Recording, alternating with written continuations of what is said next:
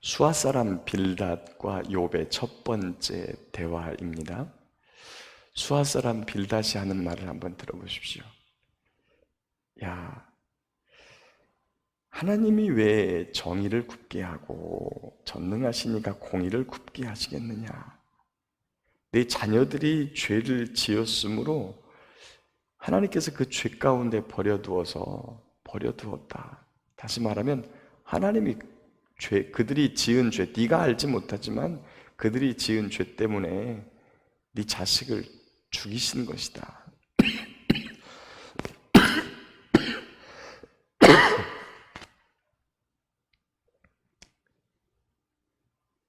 그래서 너도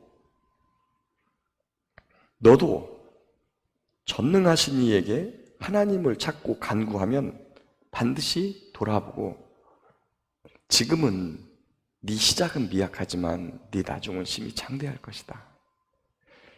여러분, 이 시작은 미약하였으나 내 나중은 심히 창대할 것이라가 어떻게 해요? 참 가게집에 가서 이걸 보면 자기를 창대하게 해달라고 하나님께 간구하는 간판 같지만 이 본문에서의 수아 사람 빌닷의 말 속에는 언중유골 정도가 아니죠. 그냥 가시가 돋다 있는. 그래서 하나님의 말씀을 단문적으로 보지 않고 문맥적으로 살피고 전체적으로, 성경의 말씀은 한 구절만을 가지고 그 말씀을 택하는 것이 아니라 성경 전체와, 첫 번째로는 문맥에서의 그 위치가 어떤가를 봐야 되고, 그 다음에 성경 전체와 이렇게 봤을 때 그게 서로 상충되지 않아야 합니다. 그래야만 그 말씀에 대한 바른 해석이 되죠. 또한 이 수아 사람 빌닷은 우리가 흔히 이제 율법주의자라고 하는데, 여러분, 하나님의 율법을 잘 알면, 하나님의 율법을 잘 아는 대표적인 사람이 누굽니까? 예수님이세요. 누구보다 하나님의 율법을 잘 아시는 분? 예수님. 왜요? 하나님의 율법을 우리에게 말씀하신 분이니까. 근데 그분이 율법을 가지고 우리를 정죄하던가요? 아닙니다. 우리가 죄인 되었을 때, 우리가 하나님과 원수 되었을 때, 우리가 연약할 때 우리를 대신해서 죽으신 분이세요. 이게 율법을 잘 아는 사람이고, 율법주의자는 어떻게 하느냐? 여러분,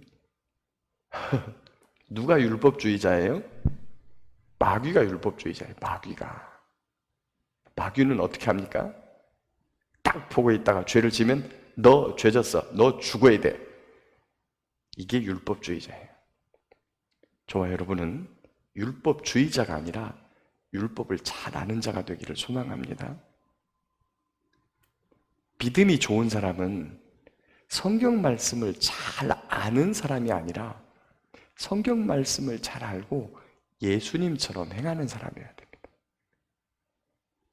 예수님처럼 주의 말씀으로, 주의 말씀을 사랑의 말씀으로 오늘 나의 삶 속에, 나의 가족에게, 내 주변 사람들에게, 남에게 적용할 때는 1mm도 오차 없는 말씀을 대고, 나에게 적용할 때는 한없이 관대하고 그래도 되는 것처럼 한없는 용서와 사랑의 말씀으로만 내게치는 게 아니라, 오히려 죄 앞에 두려워하기를 0.1mm의 오차도 없는 그 잣대로 잰 다음에 긍휼과 자비가 넘치는 하나님 앞에 가서 내 죄를 쏟아놓는 사람이 되고, 다른 사람에게는 내 백성을 위로하라고 하는 하나님의 은혜의 말씀을 듣고 그 말씀을 전하고 힘내라고 격려하고 그렇게 행하는, 그러나 악 앞에서는 물러서지 않고 그 악 앞에서 담대하게 하나님의 엄유하시고 그리고 엄정하시고 공의로우시고 정의로운 말씀을 악 앞에서, 권력자 앞에서, 힘 있는 자 앞에서, 강한 자 앞에서 약하고 약한 자 앞에서 강한 것이 아니라 약한 자 앞에서 한없이 낮아지시고 그리고 온유하시고 겸손하신 예수님을 닮고 강한 자 앞에서는 그들과 맞서서 단 1mm도 뒤로 물러서지 않는 예수님 닮은 그러한 저와 여러분들 되시길 축복합니다. 그렇게 아픈 말이 오자 욥이 대답해요. 그 능력의 하나님 앞에서 내가 무슨 말을 하겠느냐? 하나님이 나를 멸하시고, 나를 창조하셨는데 다시 멸하시려고 하니 내가 뭐라고 하겠는가? 여러분, 하나님에 대한 믿음이 너무 좋죠?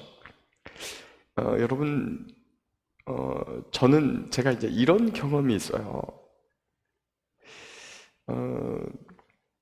동생이 예수님을 안 믿고, 먼저 죽었는데, 이게 하나님한테 아무 기도도 할 수 없는 거예요. 왜 그러냐면 제 마음 안에 예수님을 안 믿고 죽으면 지옥이기 때문에 그 다음에 아무 방법이 없는 거예요. 여러분, 뭐, 어떻게 하겠어요? 천국과 지옥에 대한 믿음이 너무 강한데, 이미 결정 났는데, 근데 어떻게 하겠어요, 이거를?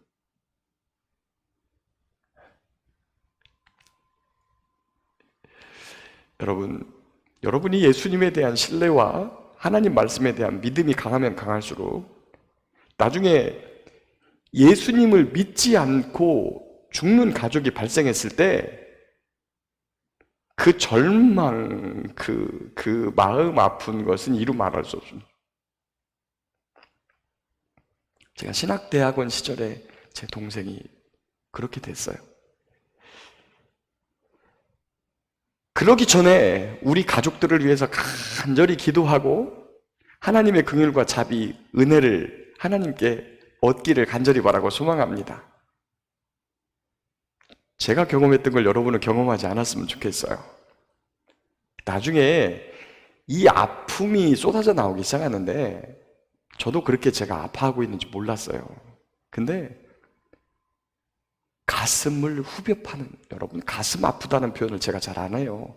실제로 아파봤으니까. 얼마나 아픈지.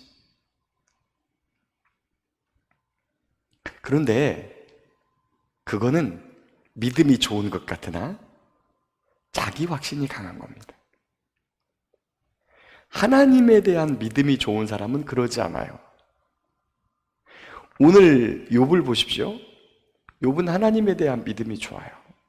왜 그렇게 제가 말하냐면 10장 1절에 보면 내 영이 살기에 곤비하니 내 불평을 토로하고 내 마음이 괴로운 대로 말하리라. 내가 하나님께 아뢰리니 나를 정죄하시 마시옵고 무슨 까닭으로 나와 더불어 변론하시는지 내게 알게 하옵소서. 여러분, 하나님을 향해서 불평을 할 수 있는 사람, 하나님을 향해서 내 마음에 있는 다른 사람이 들으면 아니 어떻게 하나님한테 저렇게 말을 해? 지금 이 친구들이 되게 불편한 것은 이 욥이 하나님에게 너무 함부로 말한다고 생각하는 거예요. 욥이 뭐라고 합니까? 아니 내가 아무리 의로울지라도 하나님이 나를 정죄하시는데 내가 뭐라 그러냐? 아니야, 거기 또 보세요. 그 9장 32절에 하나님은 나처럼 사람이 아니신즉 내가 그에게 대답할 수 없으며 함께 들어가 재판할 수도 없고 우리 사이에 손을 얹을 판결자도 없구나. 하나님하고 내 사이에 내가 지금 뭐 때문에 잘못해가지고 하나님이 이러는지 다른 판결자가 있으면 그 판결자 앞에서 좀 같이 이야기를 해봤으면 좋겠다. 이런 말까지 해요. 근데 여러분, 이런 말이 이 율법주의자 앞에서는 황당한 말인 거예요. 말도 안 되는 소리지. 그런데 시편 여러 곳을 보면 하나님 앞에서 하나님 저한테 왜 그러세요? 제가 뭘 잘못했다고 그러세요? 하나님이 죄를 적발하시면 그 앞에 설 인생이 어디 있다고 저한테 이러십니까? 어려서부터 저한테 이러시고 있잖아요. 친구도 다 떠나고 이러면서 하나님 앞에 막 토로하는 그런 장면들이 있습니다. 왜 그럴까요? 하나님과 친밀하기 때문입니다. 하나님은 우리를 율법을 만들어 놓고 정죄하고 딱 맞춰서 모자라면 딱 쳐내고 모자라면 딱 쳐내고 이러한 분이 아니신 것을 알기 때문에 그럽니다. 저와 여러분이 하나님 앞에 섰을 때 우리를 향해서 마귀가 정죄를 하고 벗었음을 알려줘서 우리가 나무 뒤에 숨는 사람이 아니라 하나님 앞에 가서 하나님 저 벗었어요. 저 죽을 것 같아요. 하나님 저 좀 봐주세요.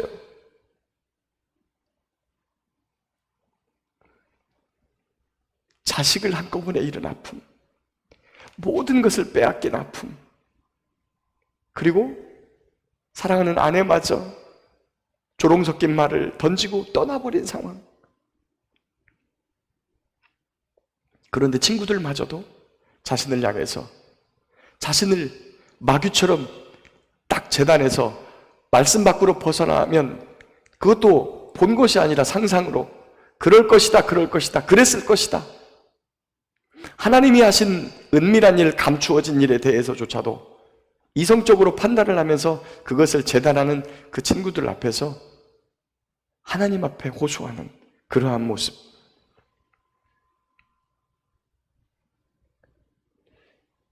저와 여러분들이 하나님의 말씀을 우리 안에 새길 때, 그리고 그 말씀을 우리의 삶에 적용할 때 나를 그처럼 사랑하시는 하나님의 은혜를 더 깊이 생각하시고 그 은혜 안에서 복된 믿음의 삶 살 수 있기를 예수님의 이름으로 축복합니다. 오늘 또 우리를 그처럼 사랑하시는 독생자 예수 그리스도 놀라운 십자가의 사랑을 보여주신 그 하나님을 마음과 뜻과 힘을 다해 사랑하시고 그 하나님 앞에 우리의 모든 문제들을 속 깊숙한 문제들까지 다 내어놓고 그분께 때로는 불평하며 때로는 하나님 앞에 간구하기도 하고 울기도 하면서 간구하여 우리의 목소리가 하늘에 들리고 우리는 그 하나님의 사랑 안에서 위로받고 격려받고 힘을 얻고 오늘 또 저 힘든 세상 그리고 지치는 우리를 지치게 만드는 저 세상 가운데서도 지치지 않고 말씀을 붙들고 승리하는 저와 여러분 모두가 될 수 있기를 예수님의 이름으로 축복합니다.